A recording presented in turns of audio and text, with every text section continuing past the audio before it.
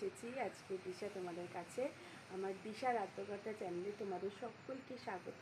আজকে চলে এসেছি আবার একটা নতুন ভিডিও নিয়ে। এতদিন ধরে তোমরা জানো যে আমি বাপের বাড়িতে ছিলাম। তো বাপের বাড়ি বলতে আমার নিজের ঠাকুরদার বাড়ি। তোমরা যে বাড়িটা দেখেছো, আমার বাবারও একটি ছোট্ট নিজস্ব ফ্ল্যাট আছে। সেখানে আমরা প্রায় 2010 সাল থেকে 2020 অবধি ছিলাম। তো ওখানে প্রচুর পরিচিতি এবং সবার সাথে খুব বন্ধুত্ব আছে আমাদের। তাই ওখানে সবাই আমার ছোট্ট খুদেটিকে খুব দেখার জন্য উৎসাহী। তো আজকে আমরা এই বাড়ি থেকে যাব ফ্ল্যাটে। ওখানে গিয়ে কিছুদিন টাইম কাটাবো। ওখানে সমস্ত দিনের কথা, সমস্ত দিনের কে কে আসে ওকে দেখতে, ও কীভাবে সবার সাথে ইন্টারাক্ট করছে, সব কিছু তোমাদের সামনে তুলে ধরবো। তোমরা শুধু দেখতে থাকো। দিনটা ছিল শুক্রবার। ঘরে ঢুকে দেখি ভাই এসেছে সকাল সকাল। ও আমার বাড়ির কাছেই পড়তে আসে। ও হচ্ছে আমার জ্যাঠার ছোটো ছেলে। তো এখান থেকে ও কলেজে যাবে, তাই জন্য দেখলাম যে মামাম ওর জন্য তাড়াতাড়ি টিফিনও করছে, আর ও দুপুরে খেয়ে কলেজ যাবে সেই খাবারও করছে। তাই গিয়ে জিজ্ঞেস করলাম যে তুমি কী রান্না করছো আজকে। মামাম বললো যে ভাই যাবে, তাই তাড়াতাড়ি একটু মাছের ঝোল আর ডাল ভাত করে দিচ্ছি, আর একটু টিফিন করে দিচ্ছি রুটি, যাতে ও একটু খেয়ে তারপর কলেজ যেতে পারে। আরেকজন তো দেখো মহা আনন্দে দোলনায় ঝুলে ঝুলে ঘুমাচ্ছে, তার এখনও সকাল হয়ে ওঠেনি। তারপর যথারীতি সকালবেলা একটু 1 কাপ চা খেয়ে মনটা একটু ফ্রেশ করে নিলাম। তারপরে দেখো আমার ছেলে উঠে পড়েছে। উঠে পড়ার পর দেখছো মামার সাথে কেমন খেলা করছে দোলনাতে। তখন সবে ঘুম থেকে উঠেছে, আর ও না মামাকে পেলে খুব খুশি হয়ে যায়। মানে সে বড় মামা হোক আর মেজো মামা হোক। আর আমার ভাই ওকে নিয়ে মানে কি করবে বুঝে উঠতে পারে না। প্রত্যেক দিন তো আসতে পারে না, পড়াশোনার চাপ থাকে, পড়া থাকে, অনেক রকমের কাজ থাকে ঘরে। তো সেই জন্য ও যখনই আসে মানে সারাদিন পারলে ওকে চটকাবে, আর ও ওগুলো এনজয়ও করে। দেখেছো কীরকম আসছে। ও মানে মামা বলতে অজ্ঞান, সে বড় মামা হোক, মেজো মামা হোক আর ছোটো মামা হোক। বলে না যে মামা ভাগ্নের যেখানে আপদ বালাই নেই সেখানে, কথাটা কিন্তু একদম খাঁটি। তো তোমরা দেখতেই পাচ্ছ কীরকমভাবে এনজয় করছিল সেই সারাদিনটা। তো তারপর আমি ওকে একটুখানি ওষুধ খাইয়ে দিলাম। স্নান করানোর আগে বাচ্চাদের কিছু ওষুধ থাকে, যেমন D3, A to Z vitamin, যেগুলো একদম নিউবর্ন বেবিদেরকে দেয় খেতে। তো ওকে খাইয়ে দিলাম। দেখো ওষুধ খেলে মুখটা কেমন ভেচকে দেয়, দেখো কেমন একটা করতে থাকে। ওর একদম পছন্দ না A to Z ভিটামিন ওষুধটা। তো তাও কিছু করার নেই, ডাক্তার দিয়েছে যখন খাওয়াতে তো হবেই। তারপর ছেলেকে দেখো একটু অয়েল ম্যাসাজ করবো বলে শুয়েছি, তাই কি কান্না দেখো স্নান করতে গেলে তো একটু তেল মাখাবো, বলো এরকম কাঁদলে হয়? কোনো বাচ্চা মনে হয় এরকম কাঁদে না। প্লিজ আমাকে ইগনোর করো। আমি বেবি হওয়ার পর প্রচণ্ড মোটা হয়ে গেছি, মানে নিজে মেলাতে পারি না আগের সাথে। কিন্তু আমি চেষ্টা করব আমার 6 মান্থ ওভার হয়ে গেলে একটু এক্সারসাইজ করে চেহারাটা ঠিকঠাক করতে হবে, না হলে না প্রচুর রোগের সৃষ্টি হয়, জানো তো। তো যাই হোক, আমার ব্যাপারটা ইগনোর দাও। তারপর দেখো মহারাজ স্নান করতে চলে গেছে। দেখো স্নান করছে, দেখো মাথায় জল ঢাললে এরকম করে। তোমাদের বেবিরাও কীরকম করে আমাকে একটু জানিও তো। তো যাই হোক, স্বাভাবিক, ওরা এখন সবে স্নান করা শিখছে। নাকে একটু জল গেলে নিঃশ্বাস নিতে অসুবিধা হয়। দেখো আমার ভাই ওর গায়ে একটু একটু করে জল দিয়ে দিচ্ছে। ও তো বেশ স্নান করতে খুব ভালোবাসে। আমার ছেলে স্নান করতে ভীষণই ভালোবাসে, ও জলটা খুবই প্রেফার করে। ও ভীষণ খেলা করে জলের মধ্যে। স্নান করতে দিলেই এত খেলা করবে, আর আশেপাশে আরও লোক থাকলে কথা বললে তাকিয়ে তাকিয়ে দেখবে, হাসবে।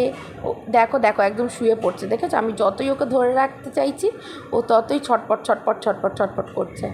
কি করব বলো? ওই দেখছো?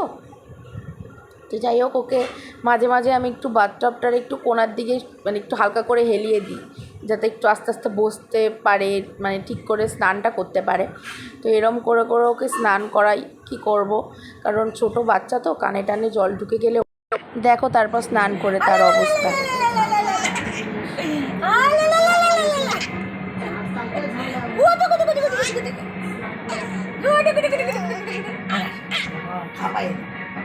খেলা শেষ হয়ে যাওয়ার পর আমি দেখলাম মাম্মাম নিয়ে গিয়ে ওকে দোলনায় শুয়ে দিল। একটু দোল দিচ্ছে, কারণ ওর চোখটা নাকি খেলতে খেলতে ঘুমে ঢুলে আসছিল, তাই জন্য।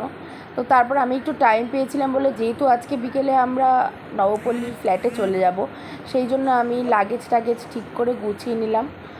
গুছিয়ে টুছিয়ে নিয়ে, দেখতেই পাচ্ছ একটু ক্যামেরাটা কিন্তু ঘুরে যাচ্ছে, তোমরা কিছু মাইন্ড করো না, এটা আমি এডিট করে উঠতে পারিনি, এতই তাড়াহুড়ো ছিল।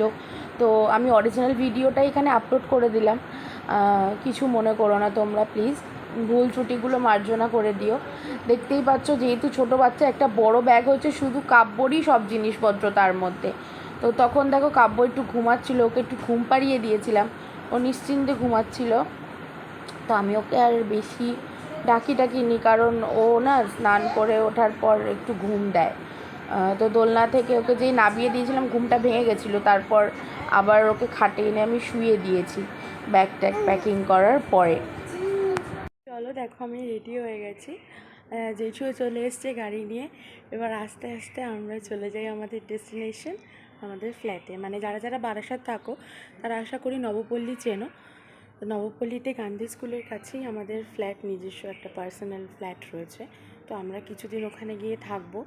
তো চলো যাওয়া যাক। তারপরে দেখতেই পাচ্ছ জেঠু চলে এসেছে, জেঠুর কলেজ ছিল আজকে। তো কলেজ করে 5টা 5:30 নাগাদ জেঠু চলে এসেছিলো। দেখো জেঠু আসতেই মহারাজ ঘুম থেকে উঠে একদম ছটপট করতে শুরু করে দিয়েছে, সে নিজে থেকেও বুঝতে পারছে। তো আমি ওকেও রেডি করে দিলাম, রেডি করে মায়ে বেটায় একটুখানি ক্যামেরার সামনে একটু ঢং করে নিলাম। তারপরে জেঠু যেহেতু কলেজ থেকে এসেছিলো, মামাম একটু জেঠুকে টিফিন দিল, একটু রুটি আর তরকারি, জেঠু খাচ্ছিলো আর ওর সাথে কথা বলছিল। তারপরে দেখো মাম্মাম যেহেতু শাড়ি পরেছে, ও বুঝতে পেরেছে যে আমরা কোথাও ঘুরতে যাব, তো চপ করে মাম্মামের কোলে উঠে পড়েছে। তারপরে যেই জেঠু বাইরে বেরিয়েছে, তারপর মাম্মামের কোল থেকে জেঠুর কোলে গেছে, আর মাম্মামের কোলে আসছে না, দেখো কীরকম, দেখেছো? তো মাম্মাম ওকে জোর করে কোলে নিল, কিছু করার নেই। জেঠু গাড়ি ঘোরাতে গেল, আর আমিও চট করে গেটটা দিয়ে দিলাম, দিয়ে এবার গাড়িতে ওঠার পালা।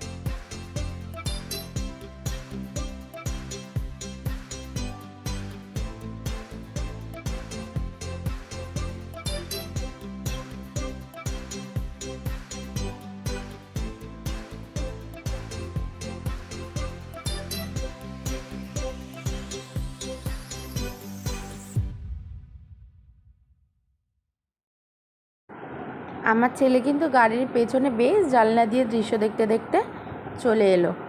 দেখো আমি আমার ফ্ল্যাটের পাড়ায় চলেই এসেছি।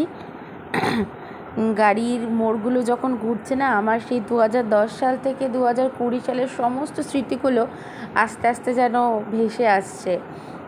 বিয়ের আগেও কিছুদিন গিয়ে ওখানে ছিলাম, যদিও প্রেগনেন্সিতেও এখানে এসে ছিলাম, কিন্তু এই সময় মানে নিজের সন্তানকে নিয়ে আমার পুরনো জায়গা, যেখানে আমি বহু দিন কাটিয়েছি, বহু বছর কাটিয়েছি, আমার নিজের ঘর, একটা একান্তই নিজস্ব পার্সোনাল ঘর, যেটা আমার পুরনো বাড়িতে ছিল না, কিন্তু এই ছোট্ট ফ্ল্যাটে আমার একটা নিজস্ব ঘর ছিল। সেখানে আমার পুরনো বই খাতা, পুরনো খেলনা, পুরনো সফট টয়েস, অনেক কিছু আছে যেগুলো আমার ছেলেকে দেখানোর আছে। হয়তো ও ছোটো, এখন সবটা বুঝবে না, কিন্তু তাও যেন আমার একটা অন্যরকম আনন্দ হচ্ছে যে ও আমার সেই খাটে গিয়ে শোবে যেখানে আমি পড়াশুনো করেছি রাত জেগে জেগে, যেখানে আমি খাটে বসে বসে অনেক ড্রয়িং করেছি, অনেক বাচ্চার ছবিও এঁকেছি। আজকে আমি নিজের ছেলেকে সেখানে নিয়ে যেতে পারছি।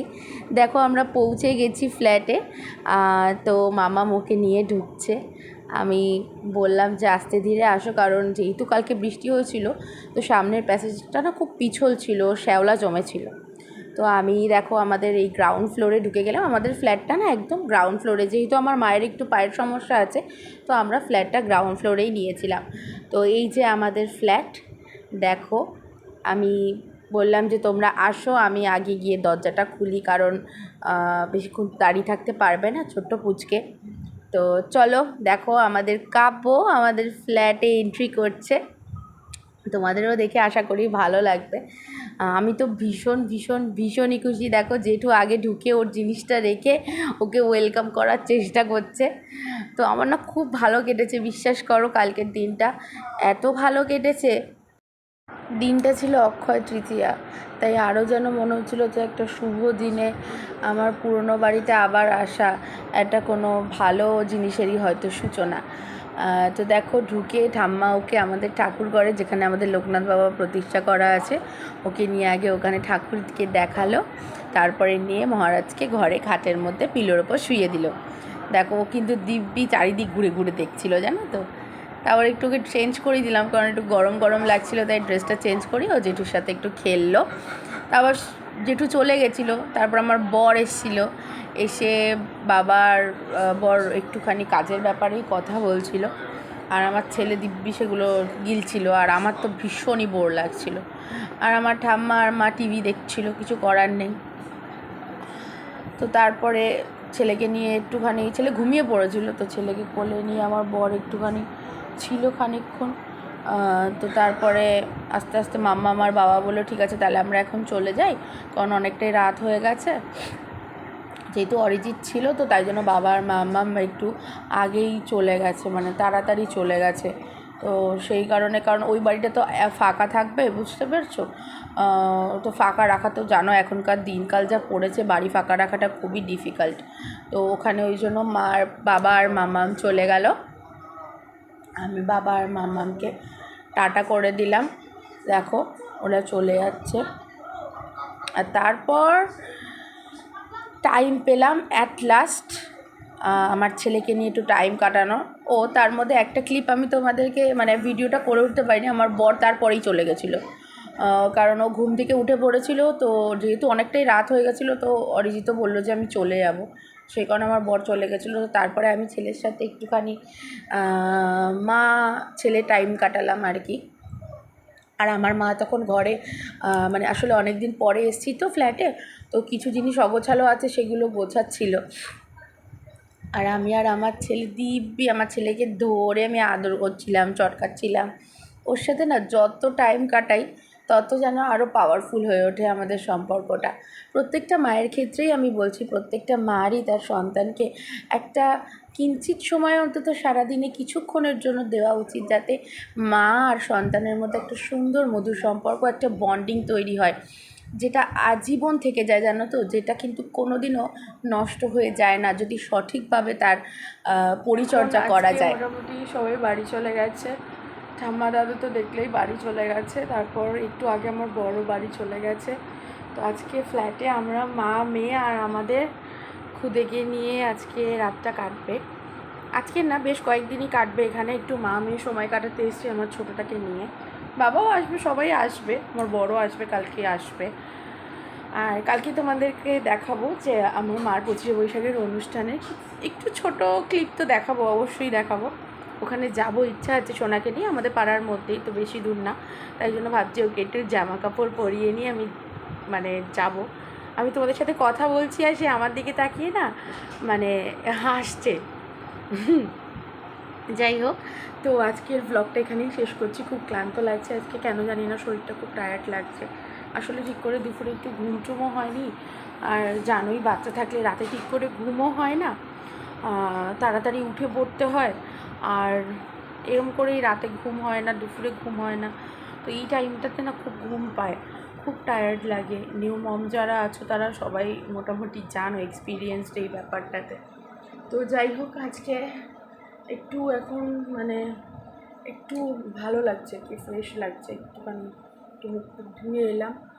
আর চলো এভাবে আজকের জন্য টাটা।